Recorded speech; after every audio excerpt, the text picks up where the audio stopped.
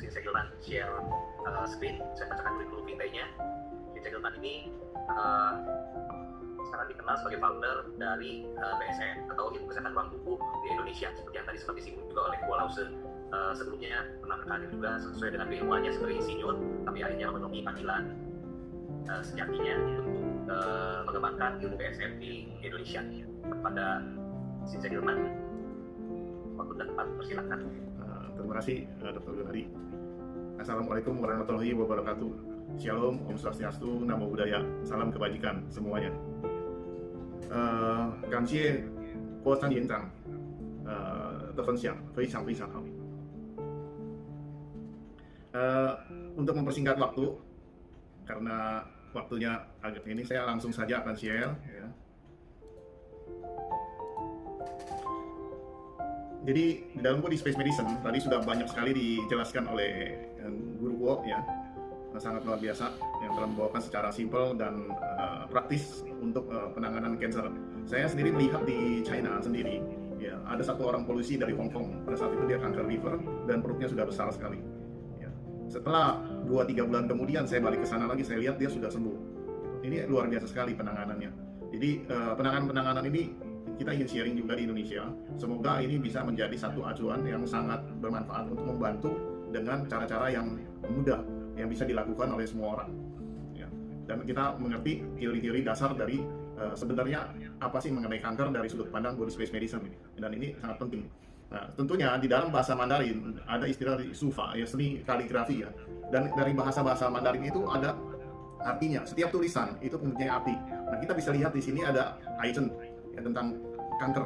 Ya, di sini kata ai ini ada filosofinya sebenarnya di dalamnya. Jadi di zaman dahulu orang menuliskan satu kata saja, dia sebenarnya sudah mengerti arti yang lebih dalam sebenarnya apa penyakit ini.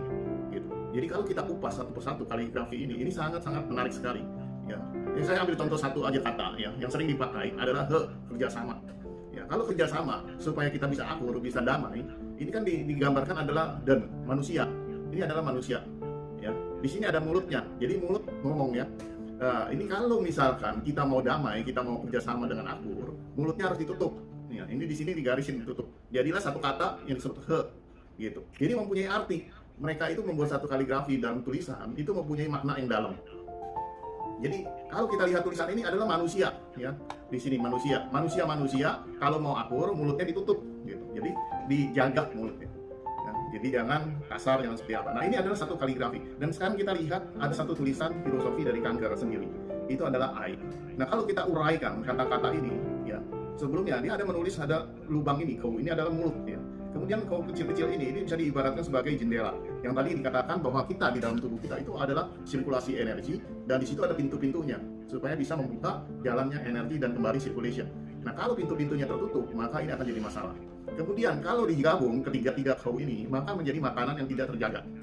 Jadi orang-orang ini yang sakit kanker adalah makannya tidak terjaga. Gitu. Yang kedua, di sini ada bawahnya ada huruf gunung, ini ada sun, ya. Sun ini mengibaratkan adalah satu tekanan dalam hidup, dalam stres yang tinggi, yang tidak bisa lepas dari satu kondisi apapun, ya, sehingga membuat dirinya tertekan luar biasa. Jadi ada tulisan di sini ada gunungnya, ya. Kemudian ada satu ruangan, ada gedung yang tertutup, yaitu tubuh kita sendiri, yang di situ terkungkung sehingga energi tidak bisa mengalir dengan lancar. Jadi energi dan darah tidak lancar di sana. Nah, barulah dikasih 2 titik di sini menjadi penyakit, gitu. Jadi terurai. Dalam satu tulisan ini sudah mempunyai makna yang sangat luar biasa. Ya. Jadi kalau kita lihat uraiannya seperti ini, ya. Nah, ini seperti itu. Jadi munculnya satu tulisan kanker itu mempunyai makna arti yang dalam. Dan disitulah sebenarnya orang zaman dahulu dia sudah mengerti sebenarnya apa sih itu penyakit kanker, apa yang harus diperbaiki dalam proses hidupnya supaya dia bisa terlepas dari penyakitnya. Nah, teori revolusioner dari kanker adalah peran dan fungsi cairan dalam tubuh adalah faktor keseimbangan cairan. Karena di TCM Traditional Chinese Medicine mengatakan bahwa adalah stagnasi dahak, ya, dahak yang kental yang tidak bisa ngalir, gitu. Nah, fungsi cairan kita kalau dalam tubuh kita itu kental sekali, ya, darah kita kental semua, akan terjadi satu kemacetan materi dan energi. Nah, ini adalah fungsi dari keseimbangan cairan. Makanya di dalam konvensional pun sebaiknya tidak memakan gula, ya, tidak terlalu banyak makan garam, agar darah kita jangan kental. Tidak makan misalkan lada putih bisa mengentalkan darah. Jadi kulit kacang juga. Jadi ada bagian-bagian tertentu yang makanan yang sebaiknya kita kurangi atau kita hindari. Ya. Dan inilah membantu peran dari fungsi cairan dalam tubuh kita. Ini yang harus diperhatikan. Pasien kanker memiliki cairan kental. Rata-rata semua darahnya kental. Maka dia bisa terjadi penyakit kanker ini. Kalau kita lihat lidah, dari lidah itu akan tercermin warnanya agak keunguan, ya, agak gelap warnanya, ya, agak merah, gelap. Sehingga itu kita sudah tahu terjadi banyak stagnasi di sana. Ya. Jadi pasien kanker memiliki cairan kental, berat di luar sel dan terhambat di pembuluh darah, sehingga itu membuat jadi masalah penyakit. Memang dalam teori konvensional dikatakan juga zat kimia karsinogen bisa memicu sel menjadi aktif, yang memancarkan energi padat dan tekanan sekitar sel. Kenapa? Karena zat karsinogen sendiri dia akan membuat si sel ini bergeraknya aktif. Kalau sel kita bergerak aktif, berarti dia memancarkan energi dalam jumlah besar. Energi yang dipancarkan dalam jumlah besar ibaratnya seperti langit mendung, tiba-tiba hujan mendadak. Ya, maka akan memenuhi semua saluran-saluran yang ada sehingga terjadilah banjir. Dan ini adalah disebut ke energi yang padat sehingga menimbulkan tekanan di sekitar si sel ini. Dan sel ini akan terjadi kemacetan energi dan akan berubah menjadi materi kembali. Dan ini yang disebut seperti ibarat kalau kita di dalam ruangan aturan normal seperti biasa, tiba-tiba dimasukin 10.000 orang. Nah, Anda terjepit pada saat itu tidak bisa bergerak lagi. Pasti Anda akan berubah perilaku. Nah, perubahan perilaku ini dikatakan adalah sel kanker. Ya, dan ini yang menjadi masalah. Di dalam teori TCM maupun Chinese medicine maupun dari BSM, tidak akan membunuh selnya, tapi membersihkan ruangannya kembali, sehingga si sel ini akan kembali normal. Dia seperti penjahat, dia ingin berbuat jahat karena mengalami satu tekanan. Ya, kalau tidak itu, maka dia tidak akan berbuat jahat. Nah, demikian juga sel kita. Nah, kepadatan dan tekanan tinggi pada sel dan ketidakteraturan akan menimbulkan jadi prakanker dan kemudian menjadi kanker. Nah, pengobatan konvensional tidak memikirkan kalau sel-sel kanker dapat kembali menjadi normal, makanya itu di kemoterapi, dimatikan, ya, dirusak untuk ininya sel kanker supaya tidak bisa bermetastasis lagi, berkembang lagi. Nah, di sini terjadi satu perbedaan pandangan.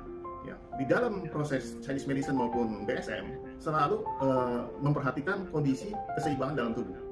Ya, baik yin yang, kalau di dalam TCM yin yangnya, ya, cairan tubuh kerapatannya panas dingin semua diseimbangkan kembali. Nah, body space medicine melihat kerapatan energi yang tinggi ini harus cepat-cepat dibersihkan sehingga cairan dalam tubuhnya dan energinya akan menjadi seimbang kembali, kemudian si sel ini akan kembali menjadi sel yang normal. Ya, pembekuan darah dapat juga menyebabkan cairan menjadi lengket dan kepadatan tinggi menghambat saluran pembuluh darah. Ya. Kemudian tumor, kalau istilah tumor di sini adalah karena kemacetan energi atau materi di dalam sel. Ya, sel kita seperti kita ketahui buka tutup. Ya. Pada saat dia terbuka, dia akan menyerap materi ataupun zat energi yang diserap ke dalamnya. Begitu dia puncak, dia merubah materi tersebut menjadi satu energi yang dipancarkan kembali. Setiap yang diserap maupun yang dipancarkan itu selalu terjadi keseimbangan. Misalnya masuk 50, dia keluar 50. Tapi kalau dia terserap masuk 50, dia hanya bisa memancarkan 20, maka dia terjadi stagnasi di dalam sel. Nah, ini lama-kelamaan ini akan menjadi tumor. Dan di dalam lidah, kalau kita lihat profil lidahnya, itu akan menjadi mengkilap dan licin. Ya, ciri-cirinya. Kenapa? Karena di Chinese medicine pun dikatakan kalau lidah licin mengkilap ini adalah defisiensi qi. Ya, energinya kurang. Kalau energi kurang berarti si sel ini tidak bisa memancarkan energi dengan normal. Berarti dia ada kemacetan energi atau materi di dalam selnya. Tidak mau terbuka.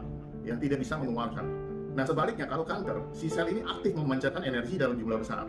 Yang seperti tadi dikatakan bahwa mendung tebal tiba-tiba hujan. Nah, seperti itu sel ini bergerak begitu kuat memancarkan bersama-sama sehingga memenuhi semua ruangan selnya dan tidak dapat jalan dengan lancar. Maka terjadilah kepadatan dari materi dan energi di luar sel itu. Nah, sel-sel tersebut akan berubah perilaku dan menjadi ganas. Nah, bagaimana menentukannya? Hanya dua kata sebenarnya. Dua kata ini adalah kita mengatur keseimbangan cairan atau materi di tubuh kita. Dan ini yang harus diperhatikan terus, ya, dengan macam-macam metode. Tadi sudah disebutkan oleh Guru Ko, ya, bahwa teknik macam sekali, banyak sekali kita bisa gunakan untuk memanipulasi energi di tubuh kita. Nah, setiap proses di dalam tubuh kita, materi akan berubah menjadi energi. Seperti dalam hukum Einstein dikatakan bahwa energi adalah massa dikalikan kuantum, ya, kecepatan cahaya pangkat 2. Jadi satu energi tidak terlihat, tapi sebenarnya dia mengandung materi, ya, zat padat. Karena saking cepatnya dia bergerak, maka dia berubah menjadi energi dan tidak terlihat. Tapi kalau dia sudah melambat kembali, maka materi itu akan terbentuk kembali. Inilah di teori kuantum kalau kita lihat seperti ini. Atau kalau kita lihat dari cairan, dia berubah menjadi uap. Ya, cairan itu berubah dari uap. Tadi sudah dijelasin bahwa kayak seperti hukum alam semesta ini. Ya, begitu dia naik ke atas, ya, uap air naik ke atas menjadi uap, kemudian dia turun lagi dalam bentuk cairan pada saat hujan. Terjadilah siklus itu terus-menerus. Ya, di tubuh kita itu pun terjadi. Ya.